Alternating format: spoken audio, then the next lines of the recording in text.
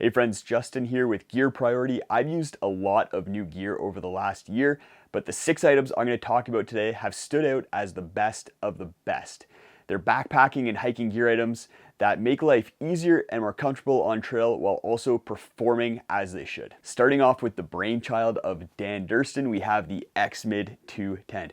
This is an awesome trekking pole tent that's very affordable at only $300 and is lightweight to boot, weighing just over a kilogram. My favorite thing about this tent is that it's very well thought out and has a lot of great features. It's made with a 20 denier polyester fabric, which means it does not absorb a ton of moisture, does not sag when it's wet, and just performs very well in humid conditions. It's also really easy to set up. It only takes 4 stakes to set this tent up. I don't really know of that many other trekking pole tents that only take 4 stakes. So that's a very unique and awesome feature with this. It's also super roomy. I was a little bit hesitant to pick it up as a tent for me and my partner PLATYPUS, but we've been using this tent a whole bunch. It's her favorite tent that we have because it's so roomy. We can fit 2 wide sleeping pads in it and then still have lots of other room to move around the tent. The design of the walls of the tent are also really thought out in that they shed snow and wind very well. So you can use this tent in a lot of really extreme conditions. And then to help out that really awesome polyester fabric that it's made out of, when handling condensation, it also has 2 vents so you can get really good airflow through this tent. Then we have my favorite piece of footwear for 2021. It's the Hoka One One Speedgoat 4 trail running shoe.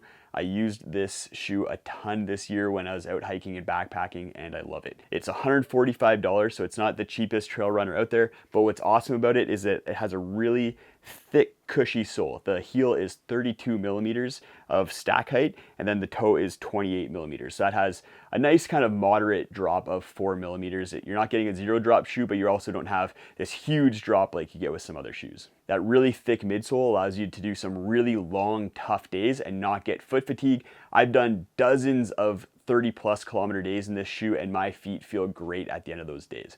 It also has a really sticky sole on the bottom, Vibram Mega Grip. Vibram Mega Grip is the best sole out there. If you're going to be getting a shoe or a boot, then definitely try to make sure that it has that on the bottom. Not only did I use this shoe for hiking and backpacking trips, and it excelled at that, but I also used it on trail runs, and it did very well at that. It's very rare that you can find a shoe that does both of those things well. Something that's nice with the fit of the shoe is that it comes in both wide and regular width. So if you have a wider foot, then it's going to accommodate that. And that's for both the men and women's versions.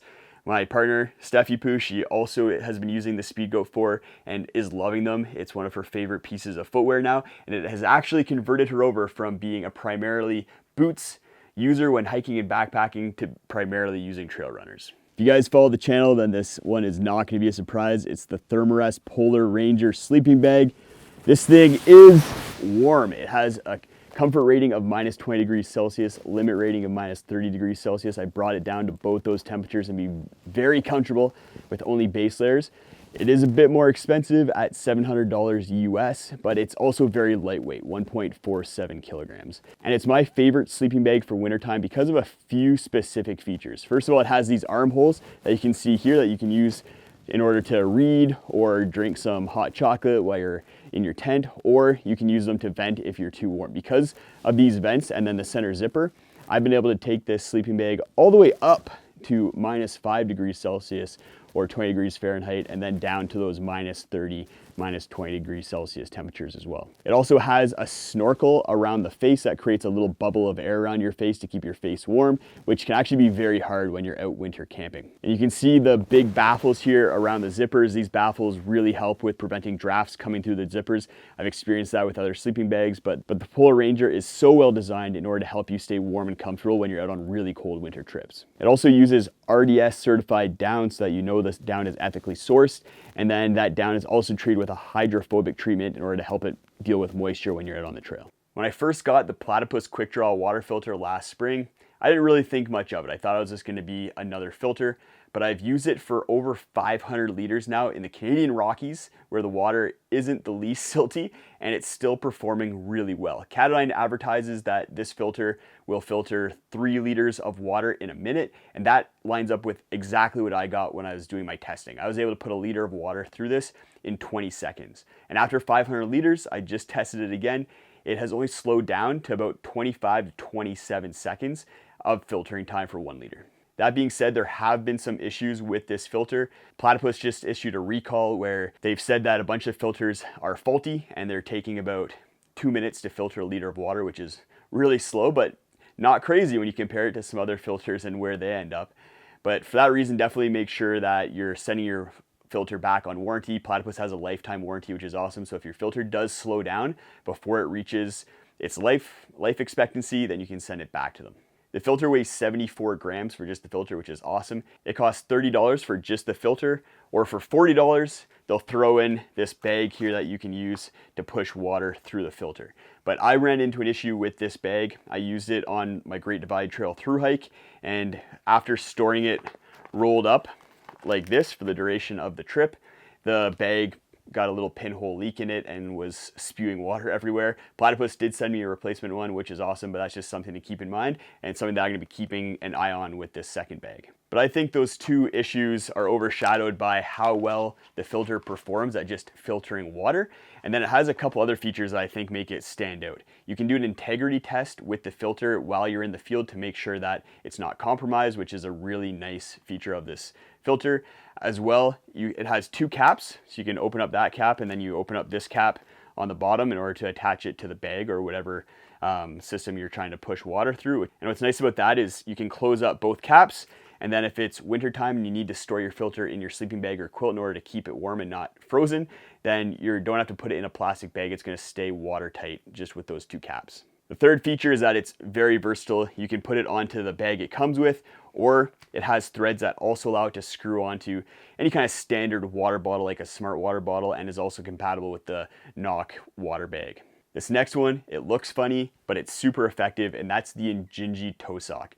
I have here one that's $13, and it's their lightest weight running sock. It's the lightweight mini crew, and these socks have two primary benefits over any other sock that I've used. First of all, the materials that they're made of. They're 27% Cool Max polyester, 68% nylon, and 5% spandex. So because they're made with purely synthetic materials and they're very thin, they dry super quickly. I've spent many days with my feet soaking wet, walking through rivers and streams, and every single time the socks dried very quickly within my shoes. And that ability to manage moisture and wetness combined with the toe sock features here, so you can see every single one of your toes has its own mini sock. Those features help prevent blisters. I've used these for thousands of kilometers and have never gotten a blister while wearing these INJINJI toe socks. So that's phenomenal. I know a lot of you deal with blisters when you're out on trips, so if that is you, then definitely consider picking up a pair of INJINJI socks. I definitely recommend going with the lighter weight option. This is the Outdoor Research ASTROMAN Sun Hoodie. It's pretty expensive at $89, but it performs phenomenally as a hiking or backpacking shirt. I've used this as my primary shirt when going out in 3-season conditions, and there's a few reasons why.